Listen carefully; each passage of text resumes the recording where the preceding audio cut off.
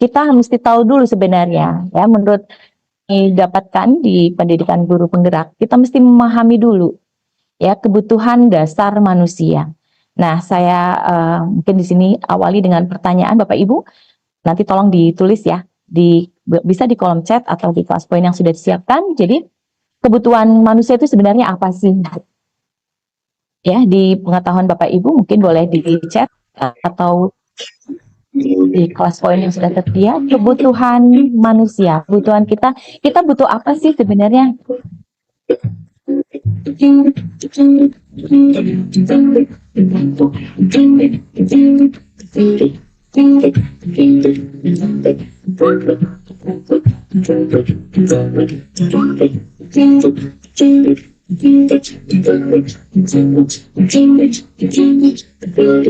Untuk yang terkendala boleh di kolom chat ya, Bapak Ibu.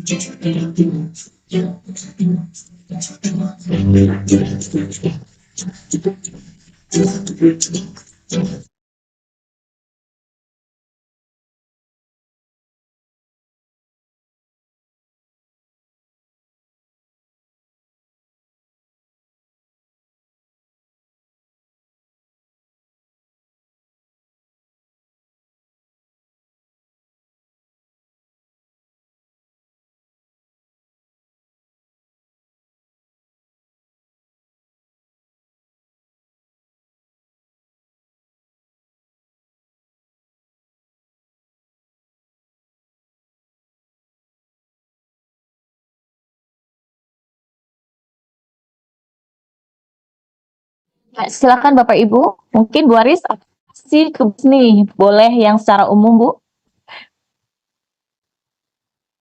Boleh? Atau yang lainnya?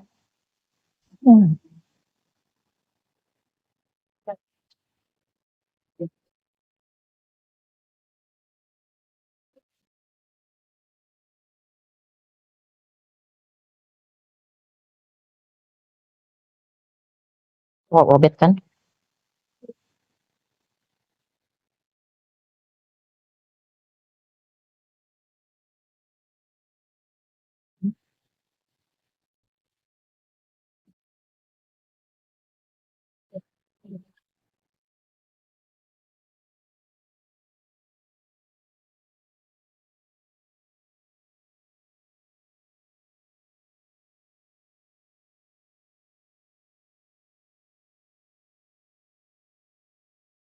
Bisa nolak jawabannya.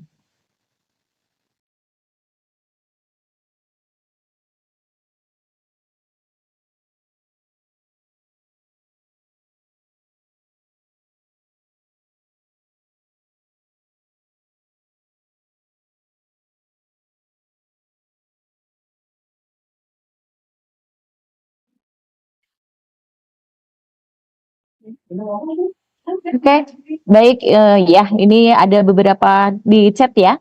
Di antaranya bertahan hidup, sisa diterima, kebebasan dan kesenangan. Ya.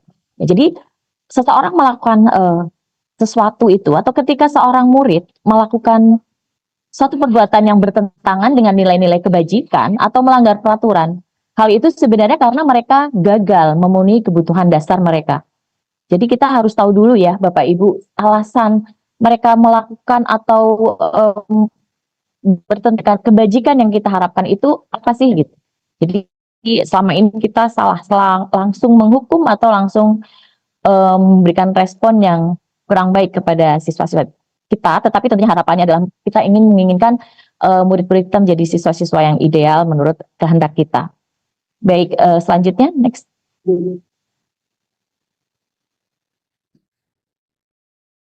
Jadi ada beberapa yang mendasari atau kebutuhan dasar itu adalah yang pertama adalah bertahan hidup. Ya, bertahan hidup berarti seseorang anak itu siapapun kita pasti ingin hidup kita itu berlangsung itu ya Bapak Ibu ya. Kemudian yang kedua adalah kasih sayang dan rasa diterima. Yang ketiga penguasaan. Yang keempat kebebasan dan yang kelima adalah kesenangan. Ya. Ini 5 kebutuhan dasar manusia. Selanjutnya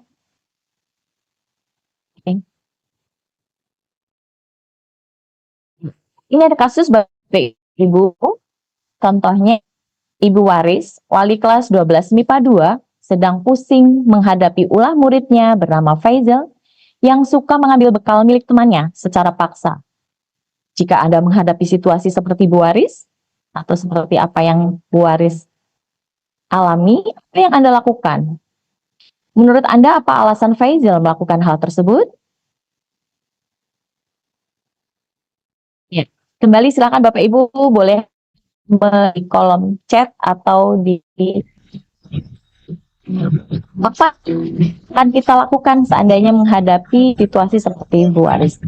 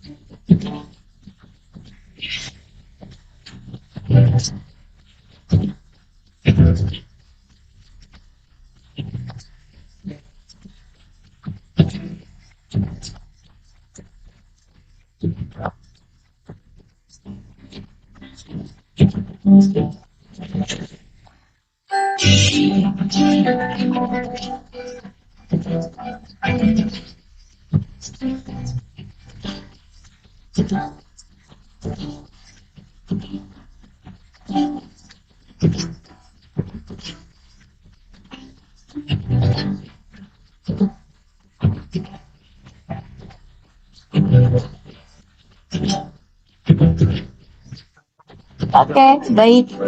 Baik, Bapak Ibu, ada beberapa respon di sini. Dari ya, ada ini ya Bu Neni, Bu Waris ya.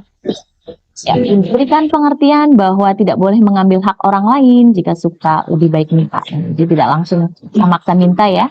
Kemudian saya akan mengambil informasi dari kedua belah pihak dulu secara terpisah. Kemudian melakukan rekonsiliasi antara keduanya dengan perantara saya dan guru kita.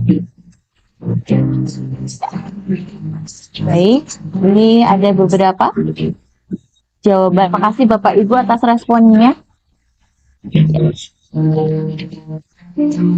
Pak Ardi, saya akan mengajak bicara anak tersebut. Hal apa yang membuat sikap seperti itu? Nah, hal itu sudah termasuk melakukan hal yang tidak disukai.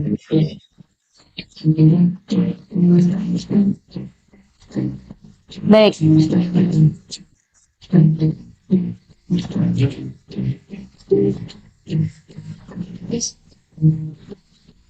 Baik Bapak Ibu, terima kasih atas responnya. Tentunya kita semua sepakat ya, ini beberapa atau yang ditulis oleh Bapak Ibu ya, mengajak bicara anak tersebut, memberi pengertian bahwa apa yang buat dia bersikap seperti itu ya. Nah, selanjutnya kita harus mengetahui dulu, jadi alasan anak tersebut melakukan tindakan mengambil makanan secara paksa itu apa? Ya, beberapa kemungkinan kita harus tahu 5 kebutuhan dasar manusia yang tadi sudah saya sampaikan. Di antaranya itu apa sih yang kebutuhan tidak terpenuhi oleh si Faisal tadi? Kemungkinan bisa saja terjadi saat kita mengajak bicara atau memanggilnya kemudian menanyakan apa sih yang membuat dia melakukan hal tersebut. Next, Pak Antu.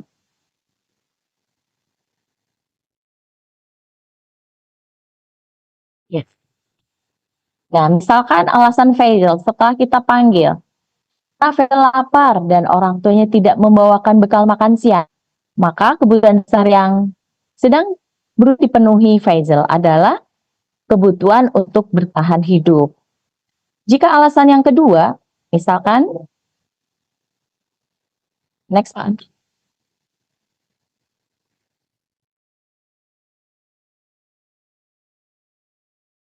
Alasan yang kedua, Faisal mengatakan karena Faisal senang temannya memperhatikan dia. Ketika temannya melaporkan kepada guru, lalu gurunya melapor ke wali kelasnya, lalu orang tua, sehingga orang tuanya jadi memperhatikan dia. Kebutuhan dasar yang sedang berusaha dipenuhi oleh Faisal adalah kebutuhan akan kasih sayang dan rasa diterima. Ya, mungkin kita pun orang dewasa ya masih membutuhkan kebutuhan ini ya Bapak Ibu, kebutuhan kasih sayang dan rasa diterima. Nah, kemudian bisa juga alasan selanjutnya, yaitu alasan Faisal yang ketiga adalah karena Faisal ingin membuat temannya takut dan menuruti keinginan dia, maka kebutuhan dasar yang sedang berusaha dipenuhi berarti apa Bapak Ibu? Kebutuhan dasar akan kekuasaan. Ya, jadi supaya teman-temannya takut dan menuruti keinginan dia. Ya, untuk alasan yang keempat, kemungkinan Faisal hal tersebut adalah karena Faisal merasa bosan dengan makanan yang ibunya dari rumah, sehingga Faisal ingin mencoba makanan yang bervariasi. Nah, dari alasan tersebut, maka kebutuhan dasar yang sedang berusaha dipenuhi Faisal adalah kebutuhan akan kebebasan. Oke, itu tadi beberapa contoh alasan Faisal ya dari kasus yang tadi disampaikan bahwa Faisal selalu meminta bekal dari teman-temannya. Nah, kita tentunya sebagai guru lebih dahulu mengetahui tadi kebutuhan dasar manusia sehingga kita tidak langsung menyimpulkan atau langsung melakukan tindakan yang tidak sesuai dengan kebutuhan dasar manusia yang harus dipenuhi. Nah, selanjutnya tentunya setelah kita lakukan di tindakan sebelumnya, selanjutnya adalah terus mengetahui posisi kontrol restitusi. Untuk tadinya adalah posisi kontrol restitusi. Mungkin Bapak Ibu ya paham apa itu restitusi ya. Di restitusi itu adalah proses ciptakan kondisi murid untuk memperbaiki kesalahan mereka sehingga mereka bisa kembali kepada kelompok mereka dengan karakter yang lebih kuat. Dan posisi kontrol restitusi itu ada beberapa ya Bapak Ibu.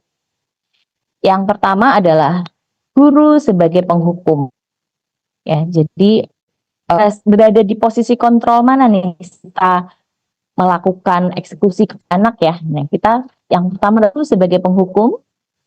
Kemudian yang kedua, guru sebagai pembuat merasa bersalah. Yang ketiga, guru sebagai tempat, guru sebagai pemantau, dan yang kelima, guru sebagai manajer. Nah, nanti akan lebih jelas disajikan dalam kolom-kolom ya Bapak Ibu.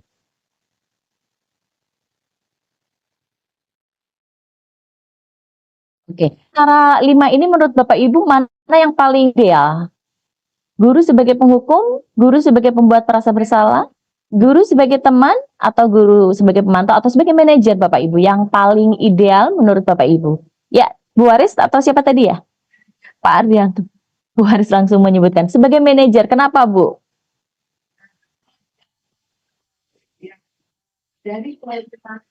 langsung di dalam manajer sebagai pembunuh, sebagai teman, sebagai penghafal, dan saya sebagai leadernya. Bagian itu. Baik, terima kasih. Bapak Ibu, apakah setuju dengan pernyataan Bu Waris? Guru sebagai manajer? Iya, baik. Ya setuju ya. Iya, memang betul posisi kontrol restitusi yang paling ideal kita sebagai guru adalah guru sebagai manajer. Alasannya adalah tadi sudah disampaikan kepada oleh Bu Waris ya, sebagai manajer guru dapat mengarahkan murid untuk lebih bertanggung jawab dan solutif. Ya, manajer mengacu pada restitusi dapat menjadikan murid sebagai identitas sukses. Jadi sebisa mungkin nanti kita saat menghadapi murid yang mungkin tidak seperti yang kita harapkan, yang memiliki nilai-nilai kebajikan yang kita inginkan, sebisa mungkin idealnya kita adalah guru bisa sebagai manajer. Oke. Nah, untuk selanjutnya akan disajikan tabel di mana di sini ada kolom bagaimana guru berbuat, guru berkata, dan hasil yang terjadi ya. Hasilnya di antara 5 tadi posisi kontrol 5 macam ya, 5 jenis. Yang pertama adalah posisi sebagai penghukum. Biasanya guru akan berbuat mengedik, menunjuk-nunjuk, menyakiti, menyindir. Contoh verbalnya atau contoh kata-katanya itu, kalau kamu tidak melakukan, saya akan hukum kamu dengan mengangkat kaki, misalkan seperti itu. Ya, ini akan menghasilkan murid yang pemberontak, pendendam, dan menyalahkan. Selanjutnya posisi kontrol pembuat orang bersalah. Nah, ini biasanya akan ditunjukkan dengan perbuatan guru yang berceramah, menunjukkan kekecewaan yang mendalam. Ya, dengan misalkan kata-kata, kamu sudah mengecewakan ibu dan bapak. Ya, bla bla bla. Tergantung kasusnya ya Bapak Ibu ya. Ya, kamu misalkan Faisal tadi ya, Faisal kamu betul-betul sudah mengecewakan ibu dan bapak gitu. Jadi di situ kan anak merasa, waduh saya merasa bersalah nih dengan Bu Waris ya. Tadi contohnya Bu Waris ya. Ya, gitu. Nah, hasilnya biasanya anak itu akan cenderung menyembunyikan, menyangkal, atau berbohong. Ya. Kemudian posisi kontrol yang ketiga adalah sebagai teman. Ya, di mana biasanya guru itu akan membuatkan alasan-alasannya. Ya, misalkan kita meminta sesuatu pada murid ya. Misalkan tadi contoh yang ya, lakukan untuk Bapak Ibu ya misalkan ya. Jangan minta makanan lain untuk Bapak untuk Ibu ya, bikin malu Ibu ya misalkan ya. Atau ya sudah nanti Bapak Ibu bantu bereskan. Ini sebagai teman ya akrab seperti itu, maka hasilnya akan anak yang cenderung ketergantungan. Selanjutnya posisi kontrol sebagai pemantau ya. Biasanya guru akan lebih dominan di situ mengukur, menghitung dengan poin-poin ya Bapak Ibu ya. Contohnya dengan perkataan apa peraturannya? Peraturannya tentang hal yang dia langgar begitu ya. Kemudian apa konsekuensinya, sanksinya? Dia bahasanya dia lebih tegas gitu ya Bapak Ibu. Apa yang telah kamu lakukan? Apa yang terjadi sekarang? Nah, misalnya hasilnya anak menyesuaikan bila diawasi. Tetapi kalau tidak, mungkin hasilnya akan berbeda. Selanjutnya, posisi kontrol sebagai manajer. Biasanya ini mengajukan pertanyaan-pertanyaan, dia lembut gitu ya, lebih soft, lebih komunikatif begitu ya. Contohnya, misalkan apa yang kita yakini, apa kamu meyakini tersebut? Kalau kamu meyakininya, kamu akan memperbaikinya gitu ya. Kalau kami memperbaikinya, jadi kira-kira hal tersebut akan menggambarkan apa tentang dirimu. Jadi lebih komunikatif, lebih soft gitu ya Bapak Ibu, dan akan menghasilkan siswa-siswi atau murid-murid kita menjadi kuat karakternya. Jadi akan menguatkan watak atau karakter murid-murid kita. Nah, yang terakhir ya ada pemahaman atau ilmu tentang segitiga restitusi ya. Ya, segitiga restitusi ini diyakini adalah langkah-langkah yang dilakukan guru ya dalam rangka untuk menciptakan ya siswa yang sesuai dengan yang kita harapkan, yang mempunyai budaya positif. Ya, ini ada 3 langkah. Yang pertama adalah ya, menstabilkan identitas. Ya, menstabilkan identitas ini adalah dilakukan berdasarkan prinsip bahwa membuat kesalahan adalah bagian proses pembelajaran yang nantinya akan menggeser identitas gagal ke arah identitas yang sukses gitu. Jadi langkah pertama saat anak kita langgar atau tidak sesuai dengan nilai-nilai positif yang kita harapkan, itu yang pertama adalah menstabilkan identitas. Ini bisa dengan kata-kata, misalkan kita memanggil anak tersebut, misalkan berbuat salah itu tidak apa-apa, ya, atau tidak ada manusia yang sempurna. Atau bisa juga, saya juga pernah melakukan kesalahan seperti itu kok, gitu ya. Jadi lebih ke kita meyakinkan, menstabilkan bahwa itu tidak dia yang satu-satunya manusia yang kesalahan, gitu ya. Tidak ada manusia yang sempurna seperti itu. Jadi ternyata bahasa verbal, kata-kata itu penting bagi kita ya Bapak Ibu untuk kaitannya dengan menciptakan budaya positif pada siswa. Nah, kemudian langkah yang kedua adalah validasi tindakan yang salah. Nah, validasi tindakan yang salah ini adalah dilakukan berdasarkan prinsip bahwa setiap perilaku berusaha memenuhi kebutuhan tertentu, sehingga guru atau orang tua akan bergeser dari pemikiran stimulus respon menjadi proaktif, serta akan lebih mengenali dan mengakui kebutuhan murid. Ya, jadi bisa dengan kata-kata, kamu bisa ya melakukan yang lebih buruk dari ini, ya. Atau kamu pasti punya alasan mengapa melakukan hal ini. Misalkan tadi Faizal ya, Faizal kamu mengambil makanan teman, pasti kamu punya alasan mengapa melakukan hal tersebut. Jadi kita mengkonfirmasi atau memvalidasi tindakan yang dilakukan oleh anak kita atau murid kita itu tentang perbuatan yang salah itu. Atau misalkan dengan kata-kata, kamu patut bangga dirimu sendiri karena kamu telah melindungi sesuatu yang penting buat. Oke. Dan yang terakhir adalah menanyakan keyakinan. Menanyakan keyakinan dilakukan dengan memberikan pertanyaan-pertanyaan bermakna kepada murid untuk memunculkan secara intrinsik sehingga mampu mengaitkan keyakinan dengan tindakan yang salah. Gitu. Jadi setelah dia mengakui, kita tanyakan keyakinan kelas sudah kita sepakati apa sih? Gitu ya. Terus apakah kamu menyadari bahwa yang kamu lakukan itu sudah benar atau sudah sesuai dengan keyakinan kelas yang kita bersama?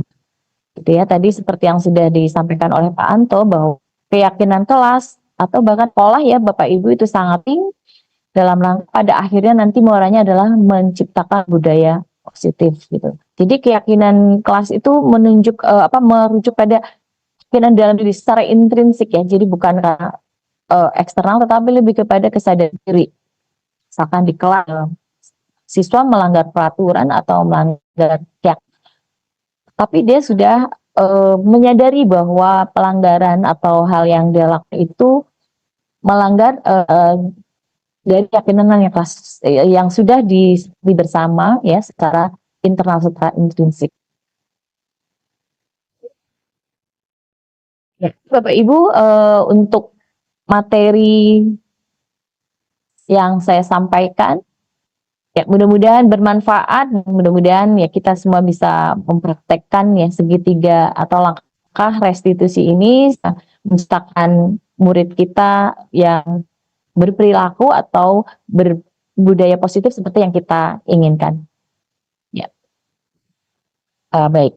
Selanjutnya Bapak Ibu, kita lanjutkan dengan jawab dan diskusi. Boleh nanti tidak hanya materi dari saya, tapi juga dengan Pak Anto. Jadi nanti kita akan jawab bersama-sama ya, Pak Anto ya. Oke. Baik, Bu, dipersilakan. Bu Erna, dengar nggak ya?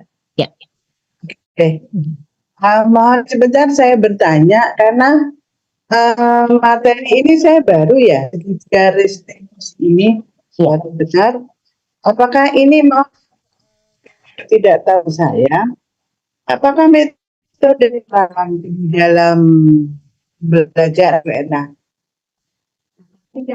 Seperti tadi kan yang Mas Anto itu kan sudah diterapkan. Kalau segitiga ini kan baru ya. Ya Bu, baru ya. Terima kasih. Ya. Baik, bisa nanti Pak Anto menambahkan ya, boleh.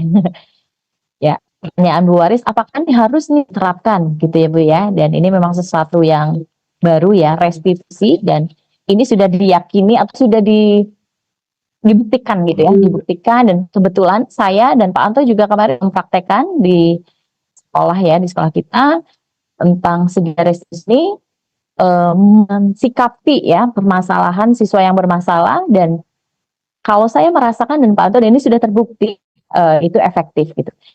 Jadi itu dengan tiga langkah ini gitu ya, harapannya tentunya hasilnya itu menjadi lebih baik anak tersebut. Ya, dimulai dari satu, menstabilkan identitas. Jadi anak kita ajak tidak merasa sangat bersalah gitu ya, tapi kita ikut di dalamnya gitu. Bahwa misalkan dengan kata-kata ibu juga pernah salah kok gitu ya. Nah, itu bahasa-bahasa yang membuat anak menjadi lebih nyaman atau merasa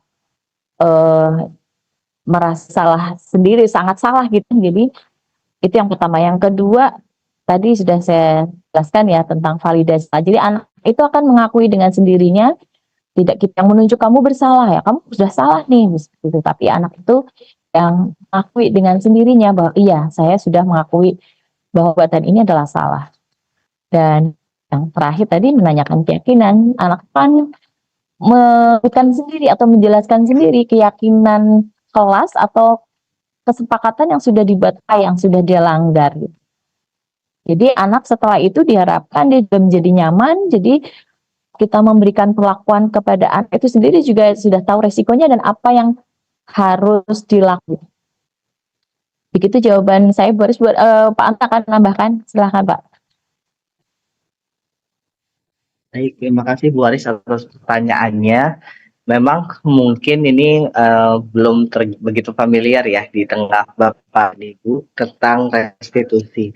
Jadi tadi diawali dengan keyakinan kelas ya, bahwasanya kita sudah sepakat bahwasanya nilai-nilai yang ingin dimiliki oleh kita bersama agar apa yang menjadi harapan kita menjadi terwujud seperti itu. Jadi diawali dengan nilai-nilai. Tapi yang namanya manusia atau murid-murid kita itu pasti kan tidak semuanya tidak seperti malaikat ya. Pasti namanya manusia pernah berbuat kesalahan. Nah, ketika berbuat kesalahan itu, langkah restitusi inilah yang dirasa optimal dalam menangani. Jadi restitusi ini adalah suatu langkah-langkah penyelesaian masalah, tapi untuk melakukan hukuman. Tapi adalah jika suatu melakukan kesalahan, maka restitusi membuat anak itu tersadar, misalnya ada konsekuensi terhadap siswa lakukan ternyata tuh salah loh. Jadi langkah-langkahnya pertama tuh langsung tidak memberikan sanksi, kamu salah nih gitu, tapi menstabilkan identitas terlebih dahulu. Sini deh, misalkan Faizal, Bapak mau ngomong gitu. Jadi kita langkah menstabilkan identitas, kita menenangkan siswa terlebih dahulu, kita bahwasanya namanya manusia pasti pernah berbuat kesalahan. Kita juga pernah mungkin berbuat kesalahan. Jadi itu secara psikologis akan membuat siswa itu mungkin yang tadinya masih emosi atau mungkin masih dalam kondisi belum menerima seperti itu bisa lebih tenang seperti itu. Baru nanti tahapan kedua validasi tindak salah dengan cara tidak langsung, tapi misalkan tadi si ini nangis loh gara-gara kamu tahu nggak kira-kira penyebabnya apa. Jadi kita memvalidasi dulu apa kesalahan yang lakukan. Jadi kita bukan tapi siswa sendiri yang akhirnya menyadari bahwasanya yang mereka lakukan itu salah. Jadi tahapan yang kedua adalah validasi. Lalu tahapan terakhir Nah, kita kan sudah melakukan keyakinan kelas, baru kita menanyakan apa sih keyakinan kelas yang kira-kira kamu langgar seperti itu. Nah, itu juga siswa sendiri yang nanti akan menyimpulkan, sehingga restitusi ini adalah suatu tindakan yang suatu langkah-langkah yang positif yang membuat siswa itu akan kembali ke jalan atau nilai-nilai yang sudah dianut. Nah, mungkin seperti itu Bu Aris yang bisa saya tambahkan. Terima kasih Ya. Bu Erna. Baik, terima kasih Pak Terima Anwar. kasih. Iya, jadi mungkin saya tambahkan sedikit. Ini adalah salah satu penawaran solusi menghadapi dengan tahapan 3 itu tadi ya, Bu Aris ya. Ya, mungkin memang saya juga baru belajar ya. Semoga kita bisa menerapkan teori ini gitu. Kalau misalkan pertanyaan harus atau tidak, ya mungkin kita bisa menjawab dari masing-masing kita ya. Sebaiknya seperti apa? Kalau memang tawaran atau ada ilmu yang baru yang bagus yang kita bisa terapkan, kenapa tidak kita coba untuk terapkan? Begitu ya Bu Aris mungkin ya. Terima kasih pertanyaannya. Terima kasih Bu Enam. Semoga kita bisa perlahan-lahan untuk bergeser bahwa kita tujuan utamanya adalah anak. Setuju Bu. Iya, setuju Bu Aris. Terima kasih. Untuk selanjutnya kami persilakan kepada Bapak Ibu guru yang lain, mungkin ada pertanyaan atau kita diskusikan hal-hal yang bisa mencerahkan kita semua.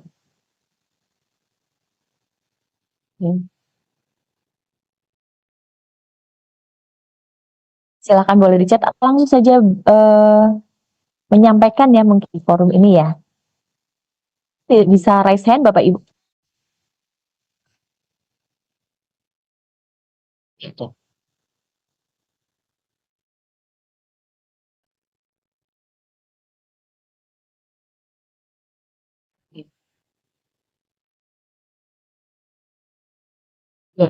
Jika tidak ada Bapak Ibu, ya mungkin kita akan akhiri ya, akan segera akhiri Bapak Ibu. Alhamdulillah waktu berjalan tadi kita mulai dari dulu. Betul ya, sekarang 11. Alhamdulillah Bapak Ibu, terima kasih sudah antusias untuk mengikuti acara ini. Ya, ya. Untuk selanjutnya mungkin saya serahkan kepada Pak Anto untuk menyampaikan closingnya ya, closing statement. Silakan Pak. Iya, baik Bapak dan Ibu. Jadi demikianlah tadi paparan kami tentang budaya positif. Nah, budaya positif ini memang harus kita terus galakan agar harapan kita tadi yang sempat sampaikan bisa mencerdaskan anak bangsa seperti itu.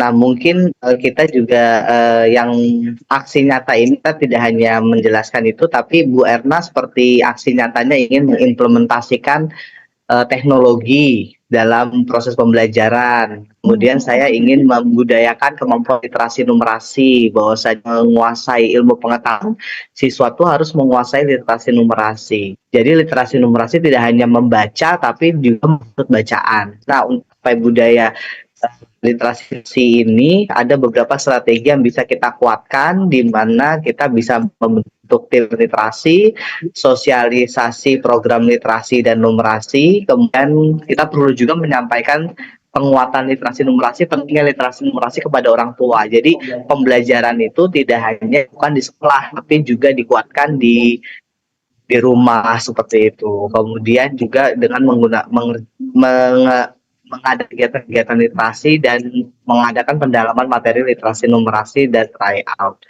seperti itu. Jadi banyak sekali hal-hal positif dari budaya literasi ini. Kita membudayakan nilai-nilai literate, jadi nilai-nilai agar peserta didik itu mampu untuk memiliki wawasan yang tinggi, kemudian mampu berpikir kritis dan juga kreatif dalam menyelesaikan masalah. Jadi tetap semangat Bapak Ibu, kita saling bekerja sama, berkolaborasi, menguatkan peserta didik kita untuk mengharapkan nilai-nilai positif, nilai-nilai kebajikan yang nantinya akan muncul menjadi nilai-nilai 47 yang menjadi identitas 47, bahwa 7 itu mampu menghasilkan peserta didik tadi yang sudah kita sepakati, yaitu nilai-nilai yang sopan santun, kemudian jujur, tanggung jawab, dan juga nilai-nilai yang memiliki karakter dan tensi unggul. Mungkin itu dari saya. Terima kasih Bapak Ibu atas pastinya. Assalamualaikum warahmatullahi wabarakatuh. Waalaikumsalam warahmatullahi wabarakatuh. Baik, Anto terima kasih. Nah, baik Bapak Ibu, kita sudah berada di penghujung.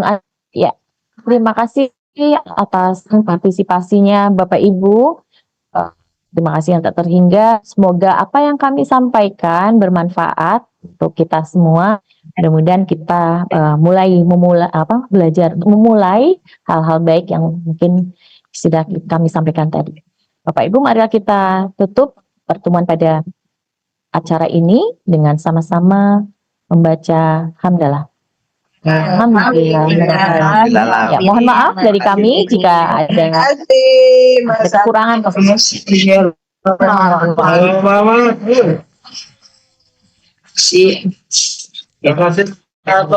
Mengakhiri Zoom ya Bapak Ibu.